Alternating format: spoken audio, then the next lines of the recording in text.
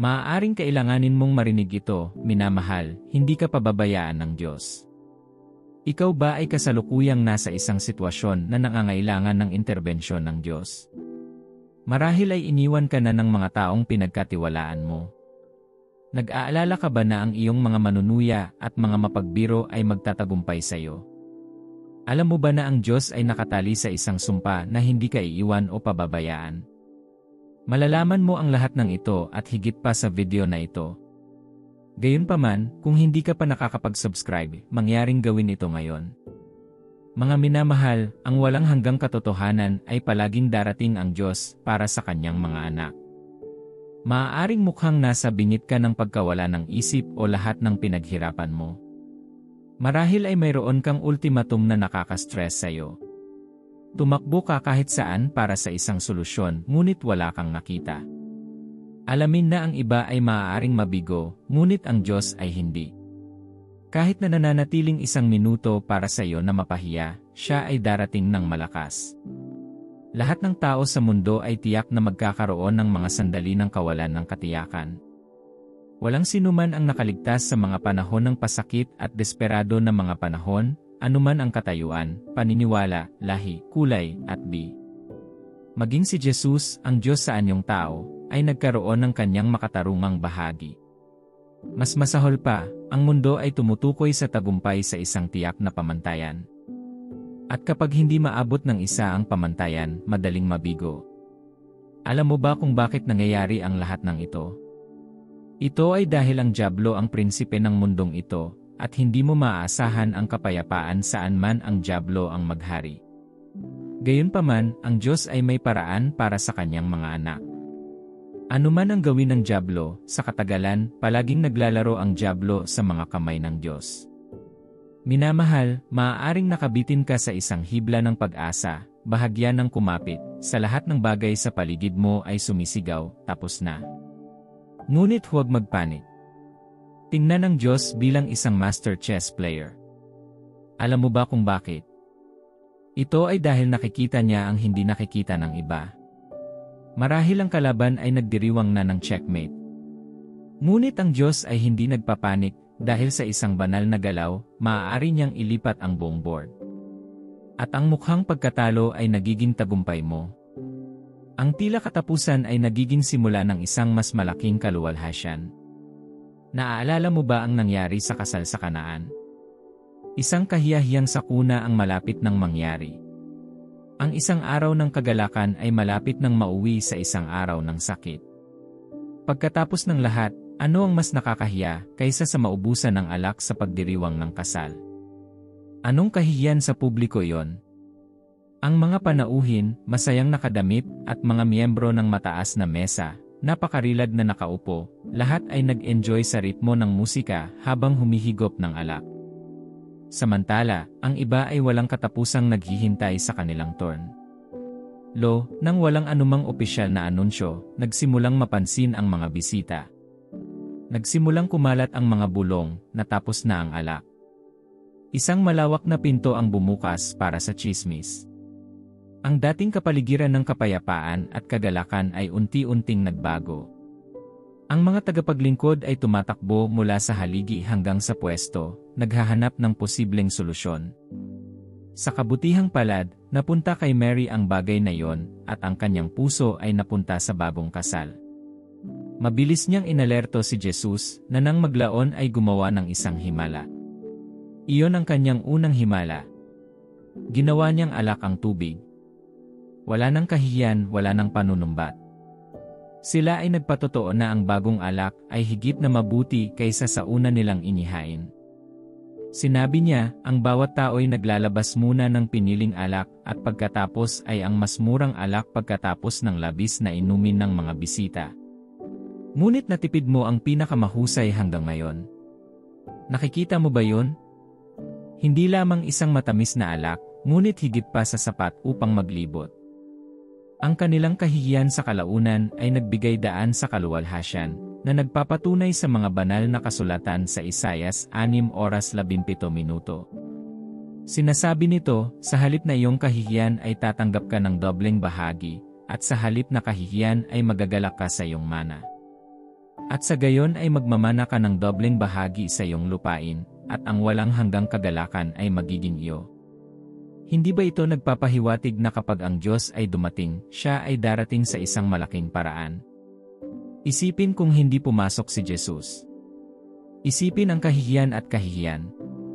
Mga minamahal, kung kaya ni Jesus na gawing alak ang tubig, iniligtas ang mag-asawa mula sa kahihiyan at panunumbat, hindi mo ba naisip na gagawin din niya ito para sa iyo? Sa katulad na paraan, ang impyerno ay maaaring nagsagawa ng isang salu-salo nang si Jesus ay huminga ng kanyang huling hininga. Naghintay sila na iligtas niya ang kanyang sarili, ngunit nanahimik siya. Sa kalaunan, siya ay namatay, at siya ay inilagay sa isang libingan, nag-isa sa libingan sa loob ng 3 araw. Gayunpaman, hindi nila alam na ang Diyos, ang dalubhasang tagaplano, ay palaging dinadaig ang tuso sa kanilang katusuhan. Sa bukang liwayway ng 3 umaga, nagpadala ang langit ng abiso ng pagpapaalis. Si Jesus ay muling nabuhay sa kaluwalhatian, kapangyarihan, at karangalan.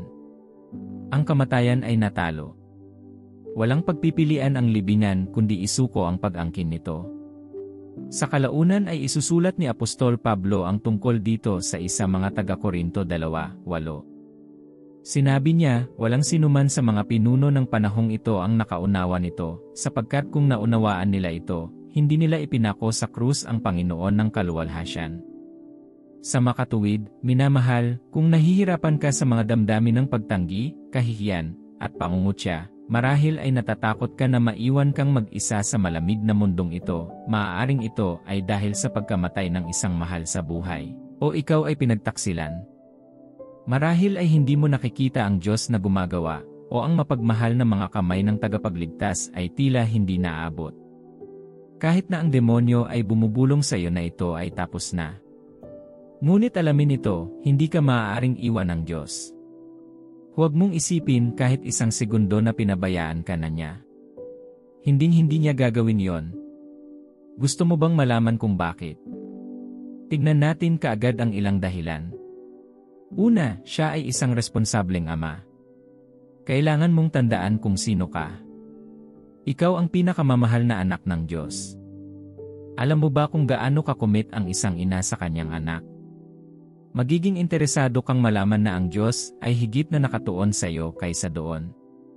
Sinasabi sa Isaiah 49:15, malilimutan ba ng isang ina ang sanggol sa kanyang dibdib at hindi maawa sa anak na kanyang ipinanganak? Bagamat makakalimutan niya, hindi kita malilimutan. Baka pinabayaan ka ng mga magulang mo. Marahil ay tinawag ka pa nilang isang pagkakamali. Pero makakasigurado ka na may isang tao sa taas na laging kasama mo. Bumisita si Propeta Samuel sa bahay ni Jesse. Hiniling niya na makita ang lahat ng kanyang mga anak dahil sinabi ng Diyos na isa sa kanila ang susunod na hari ng Israel. Iniharap ni Jesse ang lahat ng kanyang mga anak, ngunit sa anumang dahilan, nakalimutan niya si David. Gayunpaman, naalala siya ng sinadyang Diyos. Hindi pinili ng Diyos ang alinman sa mga anak ni Jesse na dumaan kay Samuel. Nang maglaon, tinanong ni Samuel si Jesse kung lahat ng ito ay kanyang mga anak. Pagkatapos ay naalala ni Jesse na mayroon siyang isang batang lalaki na nagngangalang David na nag-aalaga ng mga tupa. Sinabi ni Samuel, ipatawag mo siya. Hindi tayo upo hanggat hindi siya dumarating. Hindi katakataka na isinulat ni David ng maglaon sa mga awit 27:1-0, bagaman pabayaan ako ng aking ama at ina, tatanggapin ako ng Panginoon. Ito kaya ang iyong kasalukuyang estado. Tulad ni David, makatitiyak ka na kahit na ang buong mundo ay tumalikod sa iyo, hindi magagawa ng Diyos. Minamahal, hindi ka naglilingkod sa isang Diyos na hindi nakatuon at responsable sa iyo. Hulaan nyo. Alam niya ang bilang ng mga buhok sa iyong ulo. Kasama niya si Daniel sa yungib ng mga leon. Walang kabuluhan ang paghihintay ng kanyang mga kaaway sa kanyang kamatayan. Gayon din, kasama niya ang 3 batang Hebreo sa lawa ng apoy. Naaalala mo ba? Kasama niya si Ismael kahit sa ilang. Hindi makapaniwala si Hagar na nakikita pa rin siya ng Diyos sa kanyang estado. Nang makita niya ang Diyos sa kanyang walang pag-asa na sitwasyon, Hindi niya maiwasang bigyan ang Diyos ng pangalan, El Roi, ang Diyos na nakakakita sa akin. Ano ang sinasabi nito sa iyo? Nasaan ka man, sa ilang o lungsod, makatitiyak ka na nariyan ang Diyos na kasama mo. Siya ay nasa lahat ng dako, iyon ang kanyang pagkatao. Nandyan lang siya kasama mo, saan ka man pinapanood ang video na ito. At walang nagbabago dyan. Kaya't ang anumang tinig na nagmumungkahi sa iyo na tinalikuran ka ng Diyos ay mula sa dyablo. Huwag pansinin ito. Ang sitwasyon ay maaaring mukhang madilim. Maaaring hindi mo siya nakikita, ngunit hindi siya tumitigil sa paggawa. Dapat palagi mong ilagay sa likod ng iyong isip na kapag siya ay dumating, siya ay malaki. Pinatunayan niya ang kanyang katapatan sa kanyang mga anak mula sa henerasyon hanggang sa henerasyon. At hindi ito titigil sa iyo. Ang isa pang dahilan kung bakit hindi ka maaaring iwanan ng Diyos ay dahil nakatali siya sa kanyang integridad sa kanyang salita. Kapag sinuri mo ang Biblia, matutuklasan mo na ang Biblia ay puno ng mga pangako at katiyakan ng Diyos na laging kasama ng kanyang mga anak. Sinabi niya, hinding-hindi ka niya iiwan o pababayaan. Nangako siyang sasamahan ka kapag dadaan ka sa tubig. At alam mo kung ano? Kapag nagsasalita ang Diyos, dinadala ng kanyang salita ang buong bigat ng kanyang pagkatao at pagkatao. Ang sabi sa Numbers 23:19, ang Diyos ay hindi tao, na dapat siyang magsinungaling, hindi isang tao, na dapat niyang baguhin ang kanyang isip. Siya ba ay nagsasalita at pagkatapos ay hindi kumikilos? Nangako ba siya at hindi tumutupad? Ang sagot ay hindi. Kapag nagsasalita siya, parehong tinitiyak ng langit at lupa ang kanilang mga pagpapakita. Paulit-ulit niyang napatunayan ang kanyang katapatan at pangako sa kanyang salita. Sinabi niya, ang langit at ang lupa ay lilipas, ngunit ang aking mga salita ay hindi lilipas sa anumang paraan. Sinabi ng manunulat ng kanta, mayroon siyang track record ng pagsunod sa kanyang salita, at hindi niya ito ititigil ngayon. Ang Biblia ay sagana sa mga halimbawa ng katapatan ng Diyos. Gayunpaman, kapag sinaliksik mo ang iyong kaluluwa at sinusubaybayan ang iyong mga hakbang, makikita mo ang katibayan ng pangako ng Diyos na tuparin ang kanyang mga salita sa iyong buhay. Isipin ang mga lambak na dinaanan kanya nitong mga nakaraang panahon. Sa tingin mo, bakit hindi na siya muling magpapakita? Hayaan itong maging angkla mo, dahil sinabi niya ito, maaari mo itong i-bank on. Ang isang tao ay maaaring mangako sa iyo ng langit at lupa, ngunit maaaring mabigo. Di tulad ng Diyos na walang limitasyon at walang limitasyon, may limitasyon ang mga tao. Gayon din, ang isang tao ay maaaring huminto dahil sa mga pangyayari na hindi niya kontrolado. Gayunpaman, hindi ito ang kaso ng Diyos. Anuman ang kasalukuyang mga nangyayari sa loob at paligid ng iyong buhay, makatitiyak ka na hindi lalayo ang Diyos. Nakatuon siya sa pagkumpleto ng mabubuting gawa na nasimulan niya sa iyong buhay. Hindi siya titigil sa kalagitnaan. Alam mo ba kung bakit? Ang kanyang reputasyon ay nakataya. Kaya, minamahal, maaari mong hawakan siya sa pamamagitan ng kanyang mga salita. Dahil ang Biblia ay nagsasabi sa dalawang bagay na hindi nababago na hindi maaaring magsinungaling ang Diyos. Nangako siyang makakasama ka. Kahit hindi mo siya nararamdaman, lagi siyang nandyan. Ang isa pang dahilan kung bakit hindi ka pababayaan ng Diyos o hahayaan kang magtapos sa kahihiyan ay dahil sa kanyang pangalan. Sinasabi ng 1 Samuel 12:22, dahil sa kanyang dakilang pangalan, hindi itatakwil ng Panginoon ang kanyang mga tao, sapagkat kinalulugdan ng Panginoon na gawin ka sa kanya. Minamahal, alam mo ba na anuman ang mangyari sa iyong buhay ay matutunton sa Diyos? O hindi mo ba alam na lahat ng mata ay nasa iyo? Alam ng mga tao sa paligid mo kung gaano kataimtim na naglilingkod sa Diyos, at hinahanap nila ang bawat pagkakataong magtanong kung nasaan ang iyong Diyos. Sa palagay mo, papayagan ba sila ng Diyos na gawin ito? Siyempre hindi niya gagawin. Naaalala mo ba ang itinanong ni Haring Darius kay Daniel pagkatapos nilang ihagis siya sa yungib ng leon? Sinabi niya, Daniel, lingkod ng buhay na Diyos, na iligtas ba ka ng iyong Diyos na patuloy mong pinaglilingkuran mula sa mga leon? Nang magkagayoy sumagot si Daniel at sinabi sa kanya na ang kanyang Diyos ay nagsugo ng kanyang mga anghel upang isara ang bibig ng mga leon. Kahit na ang hari ay nagtanong ng may katapatan at malalim na pag-aalala, may ilang mga tao na may masamang intensyon sa paligid mo. Kaya sa palagay mo, hahayaan ba sila ng Diyos na bigyang kasiyahan ang kanilang masamang hangarin sa iyong buhay? Tiyak na hindi, mahal. Ikaw ang obra maestra ng Diyos. Nais niyang ipakita ka sa mundo. Nais niyang gumawa ng isang pangalan para sa kanyang sarili sa pamamagitan ng iyong buhay. Gusto niyang makita ng lahat ng mata na siya ay isang dakila at kahanga-hangang Diyos. Tandaan, pinili ka niya bilang kanyang saksi. At alam niya na kung walang mga palatandaan, hindi maniniwala ang mga tao. Sa palagay mo, hindi ba niya titiyakin na ang kanyang pangalan ay pararangalan sa buong buhay mo? Hindi mo ba naisip na gagawin niyang unang tatanggap ng kanyang kaluwalhasyan ang iyong buhay? Yan ang balak niyang gawin sa buhay mo. Naaalala mo ba ang batang ipinanganak na bulag? Tinanong ng mga alagad si Jesus, sino ang nagkasala, ang lalaki o ang kanyang mga magulang? Gayunpaman, tumugon si Jesus na hindi nagkasala ang lalaki o ang kanyang mga magulang. Ngunit nangyari ito dahil gusto ng Diyos na ipakita ang kanyang mga mahimalang gawa sa kanyang buhay. Sa katulad na paraan, nais ng Diyos na ipakita ang kanyang mga espesyal na kakayahan sa iyong buhay. Alam mo ba na kung hindi namatay si Lazarus, mahirap paniwalaan na kayang buhayin ni Jesus ang isang taong patay na sa loob ng 4 na araw? Mga minamahal, alam mo ba na ang iyong mga manunuya ay isang mahalagang bahagi ng plano ng Diyos? Tandaan, siya ang master strategist, tama ba? Sa makatuwid, lahat ito ay bahagi ng banal na plano ng Diyos. Alamin ito, walang patotoo kung walang pagsubok. At kung mas malaki ang pagsubok, mas malaki ang patotoo.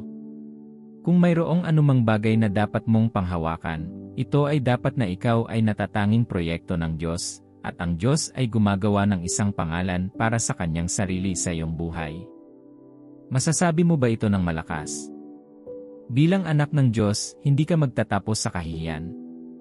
Ang isang mahalagang dahilan ay dahil kinuha na ni Jesus ang kahihiyan para sa iyo. Naiisip mo ba kung ano ang pinagdaanan ni Jesus para sa iyo? Namatay siya bilang ang pinakamasamang makasalanan.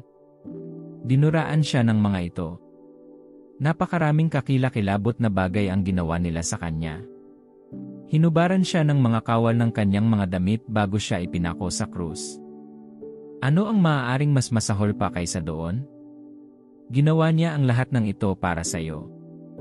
Inalis niya ang iyong kahihiyan at ibinigay sa iyo ang kanyang kaluwalhasyan bilang kahalili nito. Habang nasa krus, dinadala ang iyong kasalanan, hindi siya nakita ng kanyang ama. Ang paghihiwalay niya sa kanyang ama ay naging dahilan ng pag-iyak niya, Eloi, Eloi, lama sabachthani. Ibig sabihin, Diyos ko, bakit mo ako pinabayaan? Ngunit tiniis niya ito para lamang sa iyo.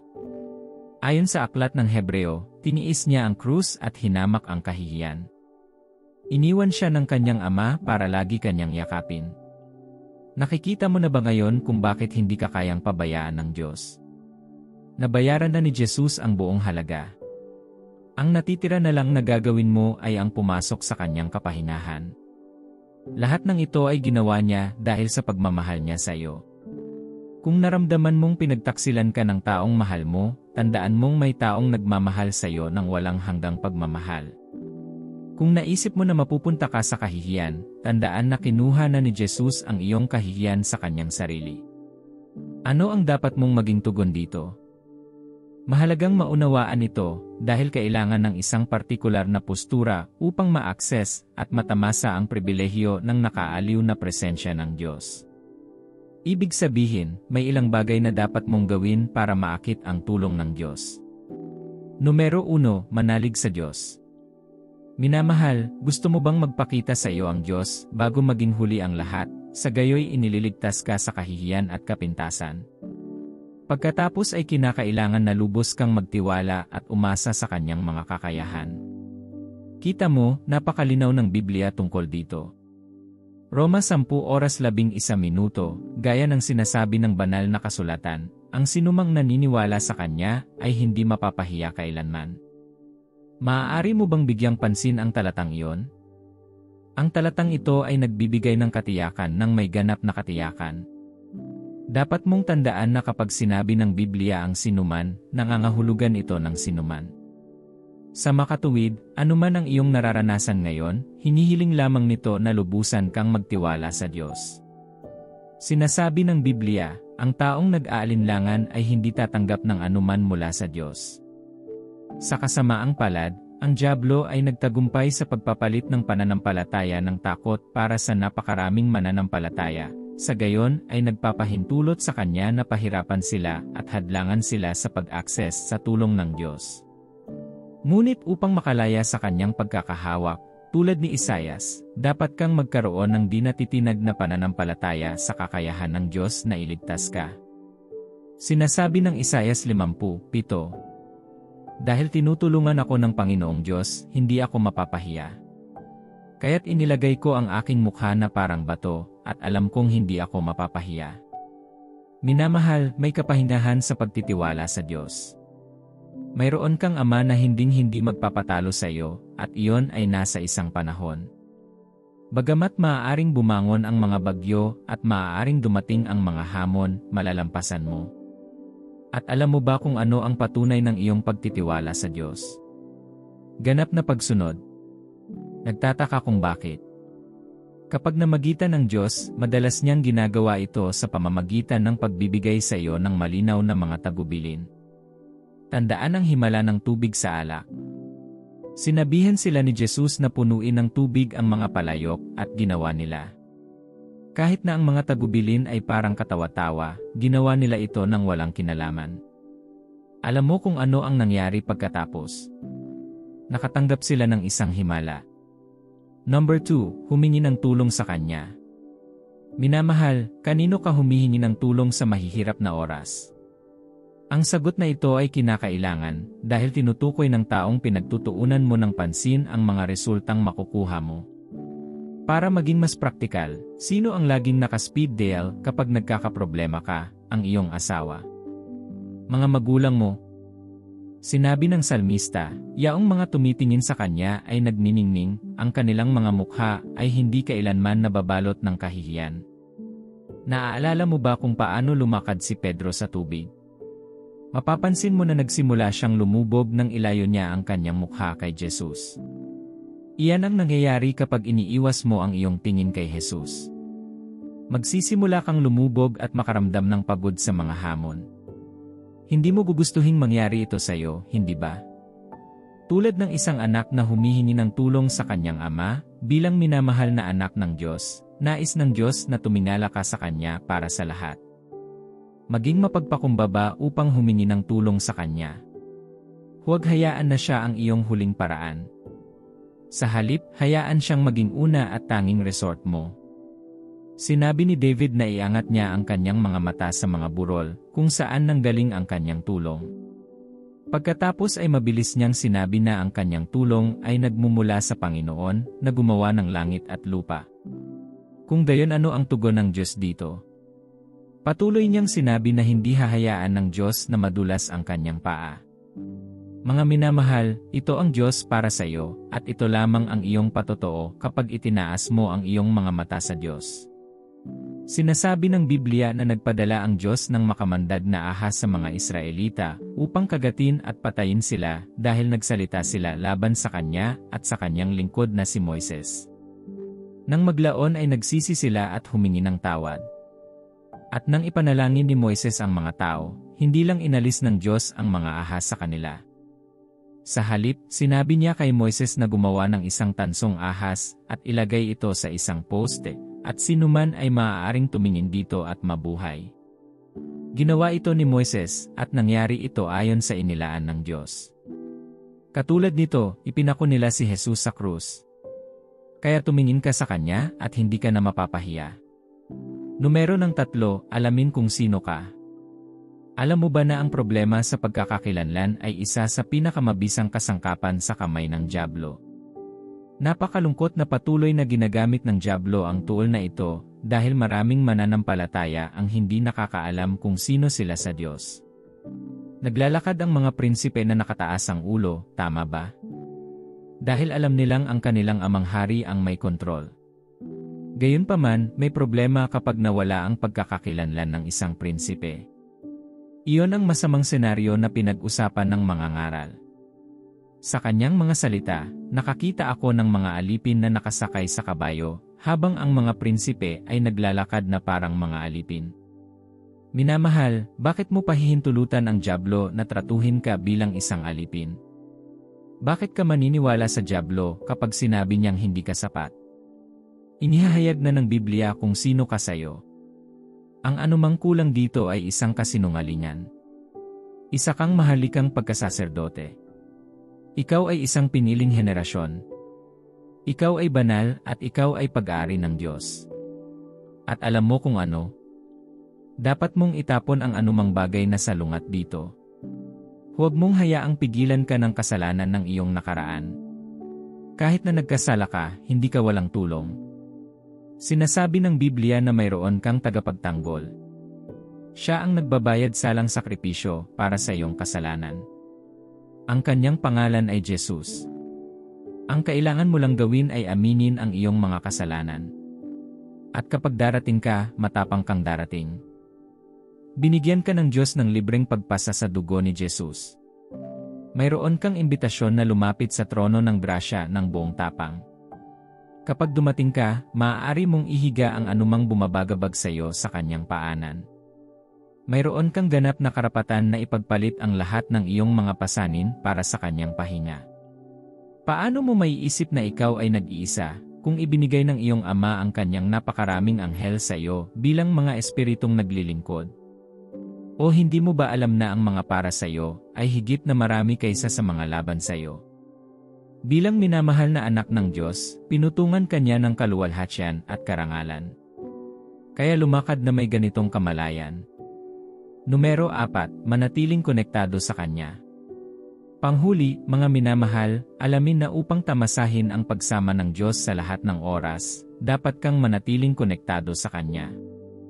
Sa makatuwid, nangangahulugan ito na hindi mo dapat payagan ang kasalanan sa iyong buhay. Nagtataka kung bakit? Dahil ang kasalanan ay lumilikha ng pagkakahiwalay sa pagitan ng tao at ng Diyos. Laging bibisitahin ng Diyos si Adan sa halamanan ng Eden. Nasiyahan siya sa presensya ng Diyos hanggat nananatili siyang masunurin sa mga utos ng Diyos.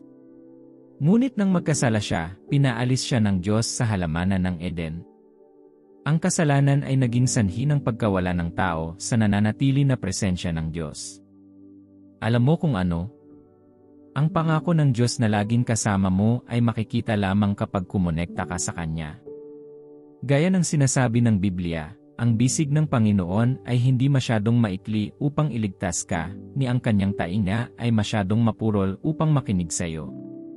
Ngunit ang iyong mga kasamaan ang naghiwalay sa iyo sa iyong Diyos. Ang iyong mga kasalanan ay nagtago ng Kanyang mukha sa iyo upang hindi niya marinig. Mga minamahal, isipin mo ito bilang pagkakaroon ng teleponong walang NES card o Wi-Fi na naka-activate. Paano magiging posible ang koneksyon? Ngunit ano ang mangyayari kapag na-activate? Magkakaroon ng koneksyon, di ba? Ang kabanalan ay ang pakiramdam na nagsisiguro na kumonekta ka sa Diyos sa lahat ng oras. Naparito na si Jesus upang ibalik ang nasirang pagsasama ng tao at ng Diyos. Inaaliw ka niya ngayon sa kanyang presensya. Hindi lamang si Jesus ay kasama mo bilang Emmanuel, ngunit ang kanyang espiritu ay nananahan din sa loob mo. Ngunit kapag patuloy kang namumuhay sa kasalanan sa halip na pagsisihan ang mga ito, nakakagambala ka sa daloy ng komunikasyon. Hindi mo siya maririnig kahit na siya ay tumatawag sa iyo, kaya ipinaramdam sa iyo na natigil at inabandona ka. Alam mo ba kung bakit? Ito ay dahil ang dyablo ay magsasamantala dito. Mahal, huwag mo siyang bigyan ng pagkakataon. Muling bumalik sa mapagmahal na bisig ng tagapagligtas. Hayaang ibalikan niya sa lugar na iyon ng pagsasama. Sumigaw sa kanya para sa tulong, at babalutin kanya muli sa kanyang mainit na yakap. Mas mararamdaman mo ang kanyang presensya kaysa dati. Baka gusto mong gawin yun ngayon. Sabihin ang mga panalangin ito ng may pananampalataya. Ama sa langit, nais kong pasalamatan ka sa iyong walang humpay na pagmamahal. Salamat sa pagbababad sa aking puso ng iyong kapayapaan sa pamamagitan ng video na ito. Naniniwala ako na itinuro mo ako dito ngayon. Nagpapasalamat ako, Panginoon. Salamat sa regalo ng buhay. Salamat, Panginoon, sa iyong katapatan sa akin at sa aking pamilya.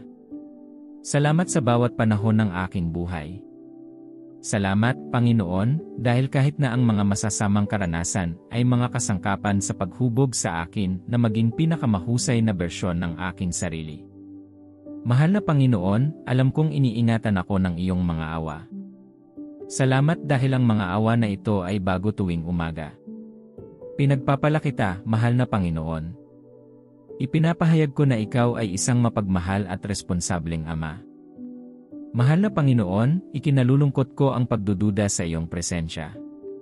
Alam kong hindi ako dapat naniwala sa demonyo dahil naging sinungaling siya.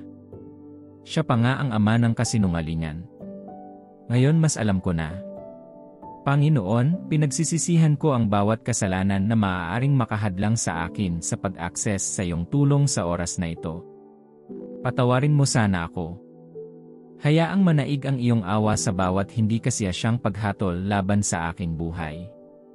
Panginoon, ibalik mo ako sa lugar na iyon ng pakikisama at pakikipag-isa sa iyo. Nais kong maramdaman ang init ng iyong yakap. Pakiyakap muli sa akin ang iyong mapagmahal na mga bisig.